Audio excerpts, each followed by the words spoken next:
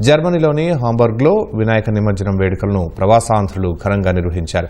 Association for Indian culture ఆధ్వర్యంలో జరిగిన గణనాథుడి పల్లకి ఊరేగింపు కన్నుల పండుగగా సాగింది. మహిళలు చేసిన కోలాటం ఆకట్టుకుంది.